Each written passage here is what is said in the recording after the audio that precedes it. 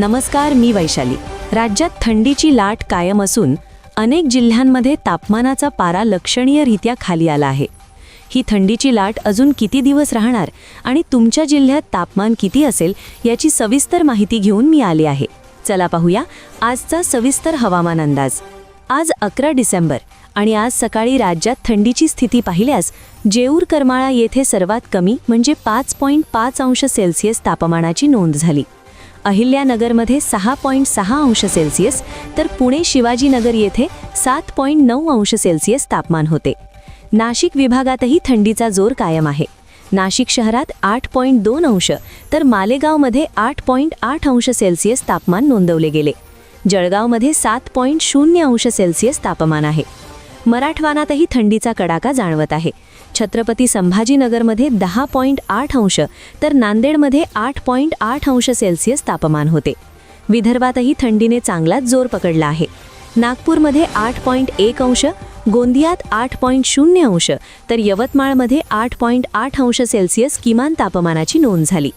थोडक्यात सांगायचं झालं तर विदर्भ, उत्तर महाराष्ट्र आणि मध्य महाराष्ट्राच्या बहुतांश भागात कडाक्याची थंडी अनुभवण्यास मिळत आहे। याचं मुख्य कारण म्हणजे उत्तरेकडून येणारे थंड आणि कोरडे वारे। हे वारे अजूनही राज्यात वाहत असल्यामुळे पुढील काही दिवस थंडीचा जोर कायम राहण्याची शक्यता आहे। आता पाहूया हवामान विभागाने दिलेला सतर्कतेचा इशारा। उद्या सकाळसाठी म्हणजेच 12 डिसेंबरसाठी काही जिल्ह्यांना थंडीच्या लाटेचा येलो अलर्ट देण्यात आला आहे।